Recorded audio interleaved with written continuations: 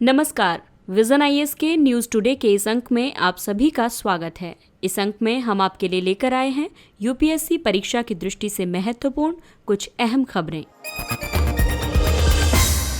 इस अंक की सबसे पहली खबर भूमि अधिग्रहण से संबंधित है। हाल ही में सरकार ने कोयला धारक क्षेत्र अर्जन और विकास अधिनियम 1957 के तहत भूमि अधिग्रहण पर विचार किया है। प्रस्ताव में भूमि अधिग्रहण करना और इसे निजी प्रतिभागियों को पट्टे पर देना शामिल है, जिससे वाणिज्यिक खनन के लिए आवंटित कोयला ब्लॉकों का त्वरित विकास किया जा सके। वर्तमान में इस अधिनियम का प्रयोग कोल इंडिया लिमिटेड जैसी कोयला खनन कंपनियों द्वारा उपयोग की जाने वाली भूमि के अधिग्रहण के लिए किया जाता है। कोयला परियोजनाओं के सामने विद्यमान मुख्य मुद्दों में पर्यावरण और वन स्वीकृति प्रदान करने में विलंब, भूमि अधिग्रहण और पुनर्वास और पुनर्स्थापन से संबंधित मुद्दे इत्यादि हैं। जून 2020 में आत्मनिर्भर भारत अभियान के एक भाग के रूप में कोयले के व्यवसायीकरण की घोषणा की गई थी। इसके तहत सरकार ने वाणिज्यिक खनन के लिए 41 कोयला ब्लॉकों की नीलामी की प्रक्रिया आरंभ की थी। वाणिज्यिक खनन निजी क्षेत्र को किसी भी अंतिम उपयोग प्रतिबंधों के बिना कोयले का व्यावसायिक खनन करने की अनुमति प्रदान करता है। वे इसे अपने स्वयं के अंतिम उपयोग वाले संयंत्र के लिए प्रयोग कर सकते हैं। इसके साथ ही पूर्व के कैप्टिव उपयोग मॉडल के विपरीत बाजारों में विक्रय कर सकते हैं।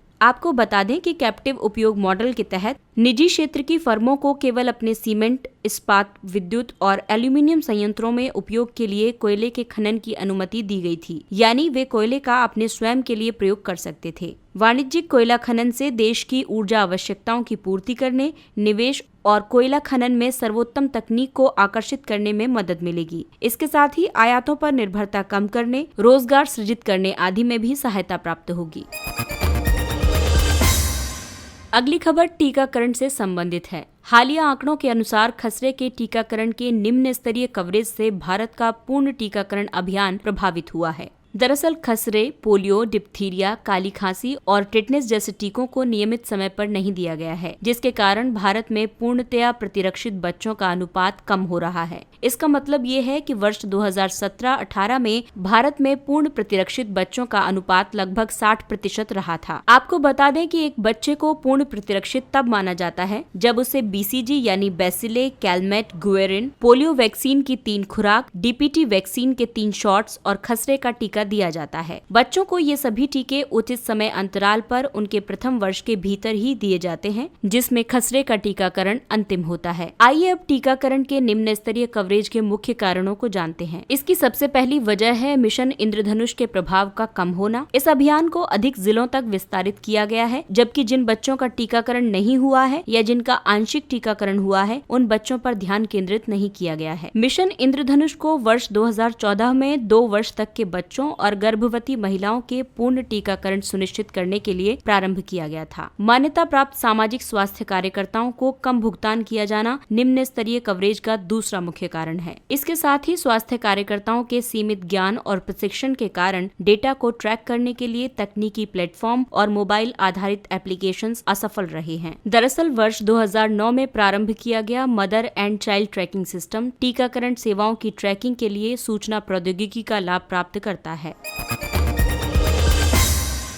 अगली खबर भारत में जेल सांख्यिकी से संबंधित है। राष्ट्रीय अपराध रिकॉर्ड ब्यूरो एनसीआरबी ने जेल सांख्यिकी रिपोर्ट 2019 जारी की है। आइए जानते हैं जेल सांख्यिकी रिपोर्ट के मुख्य निष्कर्ष। रिपोर्ट में कैदियों की संख्या के बारे में कहा गया है कि विभिन्न जेलों में कुल 4,78,600 में से 30.11% दोष सिद्ध यानी कन्विक्ट्स हैं, जबकि 69.05% विचाराधीन यानी अंडर ट्रायल इनमेट्स हैं और 0.67% कैदी की श्रेणी में हैं। रिपोर्ट के अनुसार कैदियों की संरचना में 21.7% दोष सिद्ध और 21% विचाराधीन कैदी अनुसूचित जाति से संबंधित हैं। वहीं 13.6% दोष सिद्ध एवं 10.5% विचाराधीन कैदी अनुसूचित जनजाति से संबंधित हैं और 16.6% दोष सिद्ध और 18.7% विचाराधीन कैदी मुस्लिम हैं। रिपोर्ट के मुताबिक हाशिए पर रह रहे समूहों को न्याय प्राप्त करने में कठिनाइयों का सामना करना पड़ता है और जेलों में उनका अनुपात जनसंख्या के उनके अनुपात की तुलना में अधिक है। कैदियों के आयु समूह की बात करें तो अधिकतम कैदी 18 से 30 आयु वर्ग के हैं, जिनका प्रतिशत 43.4 है। इसके बाद 30 से 50 आयु वर्ग के लगभग 43.3% कैदी हैं। रिपोर्ट के मुताबिक कैदियों में शिक्षा के स्तर की बात तो 10वीं कक्षा से कम शिक्षित 41.6% लोग हैं, वहीं 10वीं कक्षा से ऊपर लेकिन स्नातक से नीचे 21.5% कैदी हैं। आइए अब जानते हैं एनसीआरबी के बारे में। एनसीआरबी की स्थापना राष्ट्रीय पुलिस आयोग 1977 से 81 और गृह मंत्रालय के कार्यदल 1985 की अनुशंसाओं के आधार पर वर्ष 1986 में की गई। ये गृह मंत्रालय के अधीन एक संगठन है। इसका मुख्य कार्य अपराध एवं अपराधियों के बारे में जानकारियों को संग्रहित करना है। एनसीआरबी द्वारा इकट्ठा किया गया डेटा साक्ष्य आधारित नीति निर्माण को सुविधाजनक बनाता है और भविष्य के लिए अपराध की रोकथाम करने की रणनीति बनाने में सहायक होते हैं।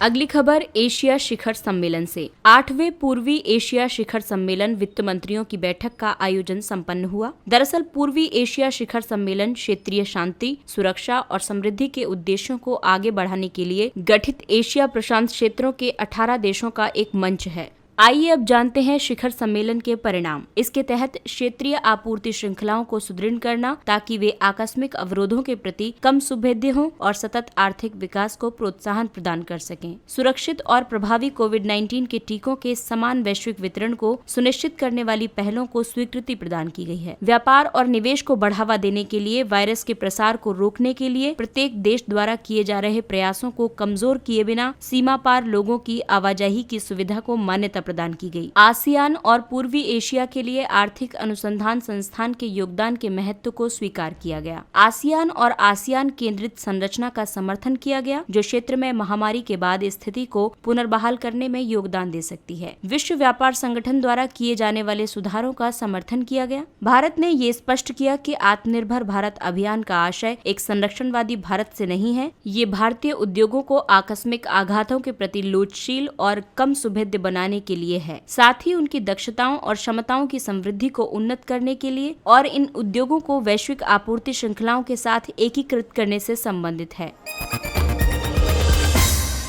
अगली खबर जल जीवन मिशन से संबंधित है। जल जीवन मिशन के तहत जलापूर्ति का मापन और निगरानी की जाएगी। जल जीवन मिशन ने ग्रामीण क्षेत्रों में जल की आपूर्ति के वितरण के मापन और निगरानी के लिए एक स्मार्ट ग्रामीण जलापूर्ति पारितंत्र निर्मित करने का निर्णय लिया है। आधुनिक प्रौद्योगिकी के उपयोग से सेवा की गुणवत्ता सुनिश्चित होगी और ग्रामीण स्थानीय निकायों को ग्रामीण जलापूर्ति के स्मार्ट प्रबंधन की सुविधा प्राप्त होगी। भारतीय संविधान के 73वें संशोधन के अनुसार ग्राम स्तर पर पेयजल आपूर्ति का प्रबंधन ग्राम पंचायतों को करना होता है। इस तरह ग्राम पंचायत या इसकी उप समिति यानी ग्राम जल और स्वच्छता समिति पेयजल के प्रबंधन, जल सेवा वितरण, मलिन जल उपचार और पुनः उपयोग के लिए स्थानीय सार्वजनिक निकाय के रूप में कार्य करने के लिए अधिदेशित है। आइए अब इसके तहत उठाए गए कुछ अन्य कदमों को भी जानते हैं। जल जीवन मिशन ने ग्रामीण क्षेत्रों में जल सेवा वितरण प्रणाली के मापन और निगरानी के लिए रूपरेखा तैयार करने के लिए एक तकनीकी विशेषज्ञ समिति का गठन किया है। जल जीवन मिशन द्वारा एक smart water supply measurement and monitoring system को विकसित करने के लिए सूचना एवं संचार प्रौद्योगिकी ICT ग्रैंड चैलेंज का आयोजन किया जा रहा है। जलापूर्ति अवसंरचना का डिजिटलीकरण करने के लिए तकनीकी प्रगति जैसे internet of things, big data analytics का उपयोग किया जा रहा है। जल जीवन मिशन को राज्यों के साथ साझेदारी में कार्यान्वित किया जा रहा है। इसका उद्देश्य वर्ष 2024 तक प्रत्येक ग्रामीण परिवारों को कार्यात्मक घरेलू नल कनेक्शन प्रदान करना है।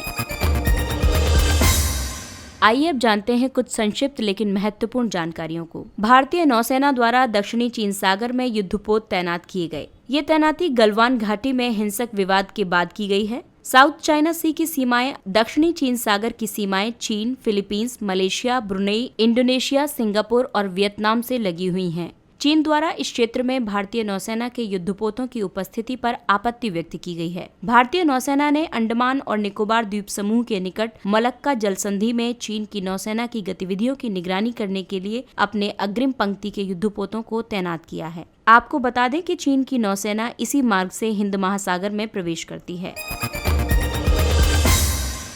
केंद्र ने राज्यों को राशन कार्ड के लिए दिव्यांग व्यक्तियों की पहचान करने का निर्देश दिया है। केंद्र ने राज्यों और संघ शासित प्रदेशों को राष्ट्रीय खाद्य सुरक्षा अधिनियम 2013 के तहत पात्र दिव्यांग व्यक्तियों की पहचान करने और वंचित लोगों को राशन कार्ड जारी करने का निर्देश दिया है। राष्ट्रीय खाद्य सुरक्षा अधिनियम के तहत राज्य सरकारें या संघ शासित प्रदेश अधिमान्य परिवारों की पहचान करने और उनके वास्तविक अभिनिर्धारण के लिए मानदंड विकसित करने के लिए उत्तरदायी हैं। खाद्य सुरक्षा अधिनियम के अंतर्गत 75% ग्रामीण आबादी और 50% शहरी जनसंख्या को समाहित किया गया है। ये कवरेज अखिल भारतीय स्तर पर किया गया है, जिसके तहत केंद्र सरकार द्वारा प्रत्येक राज्य या संघ शासित प्रदेश के लिए राज्यवार कवरेज का निर्धारण किया गया है।